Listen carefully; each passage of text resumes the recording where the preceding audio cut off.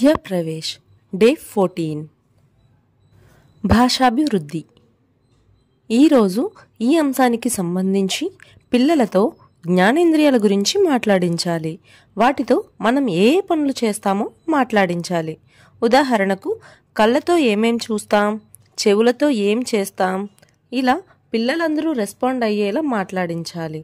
జ్ఞానేంద్రియాలకు సంబంధించి పిల్లలందరూ రెస్పాండ్ అయ్యేలా వారి స్థాయిని అనుసరించి ప్రశ్నించాలి. మనం కళ్ళతో ఏం చేస్తాం చెప్పు? కళ్ళతో ఏం చేస్తాం? కళ్ళు దేనికి ఉపయోగిస్తాం? చూడడానికి. ఏమేమి చూస్తాం చెప్పు? కళ్ళతో టీవీ చూపిస్తాం. ఇంకా చెప్పు. పువ్వులు చూస్తాం. ఇంకా గిన్నెలు చూస్తాం. Very good. కళ్ళతో మనం చూస్తాం, అంతే కదా? మన చుట్టూ ఉన్న వాటన్నిటిని మనం కళ్ళతో చూస్తాం. Very good. కూర్చోండి. నెక్స్ట్ కామన్ నిల్చోమ్మా. ముక్కుతో ఏం చేస్తాం? వాసన చూస్తాం. Very good. ఏమేమి వాసన చూస్తావు నువ్వు? మల్లెపూలు వాసన చూస్తుంది. ఇంకా ఇంకేమైనా మంచి వాసనే కాదు, కంపు కూడా వస్తుందా? ముక్కుతోనే చూస్తావా? బిర్యానీ వాసన. నాలుగుతో ఏం చేస్తాం చెప్పాలి?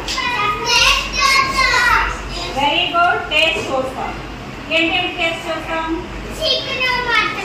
చికెన్. ఎప్పుడు అన్నిటికీ చికెన్ మటనే.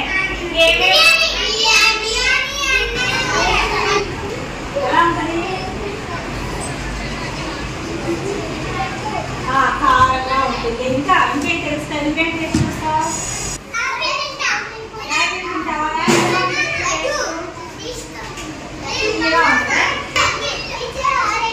ఆరెంజ్ ఎలా ఉంటుంది టేస్ట్? పుల్లగా ఉంటుంది.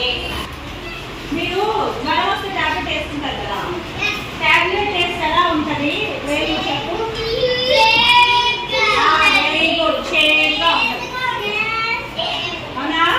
తీపి, పులుపు, చేదు, కారం ఇవన్నీ నాలుగు ద్వారా తెలిస్తే మనకి కాంబినేషన్. ఏం చేస్తాం చెవుతో? వింటాం. Very good. వేడి గిన్నె ముట్టుకుంటే ఏమవుతుంది? కాలుతుంది కదా. అలాగే ఫ్రిడ్జ్ లో ఐస్ క్యూబ్స్ తీసి పట్టుకుంటే ఏమవుతుంది? చల్లగా ఉంటుంది. పట్టుకుంటే ఎలా ఉంటుంది? చాలా మెత్తగా ఉంటుంది. రాయి పట్టుకుంటే ఎలా ఉంటుంది? గట్టిగా ఉంటుందా?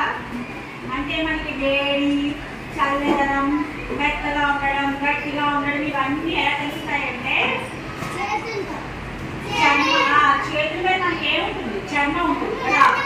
మీ కాలు తగిలినా వేడిగా ఉంటుందా? మీకు చేతులకైనా కాలుతో తగిలితే వేడిగా ఉంటుందా? కాలుతో తగిలితే మెత్తగా ఉంటుందా? కదా. అంటే మన శరీరం అంతా చర్మం ఉంటుంది. సో చర్మానికి ఏదైనా తగిలితే వేడి, చల్లదనం అవన్నీ మనకు తెలుస్తాయి కదా. దాన్నే స్పర్శ అంటారు. ఏమంటారు? కళ్ళతో ముక్కుతో వాసన చూస్తాం. నాలుకతో రుచి చూస్తాం. Very good. చెవులతో వింటాం. చర్మం మనకి ఎందుకు ఉపయోగపడుతుందంటే మనకి వేడి, చల్లదనం, మెత్తదనం అవన్నీ చర్మం ద్వారా తెలుస్తాయి. నెక్స్ట్ అభిజ్ఞాభివృద్ధి.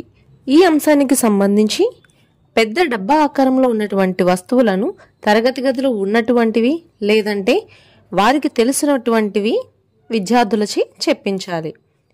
పెద్ద డబ్బా ఆకారాన్ని నల్లబల్లపై కానీ చార్టుపై కానీ రాసి దాన్ని దీర్ఘచతురస్రం అని అంటారని చెప్పాలి. పిల్లలందరిచే తమ పుస్తకాలలో ఈ ఆకారాన్ని గీయించాలి.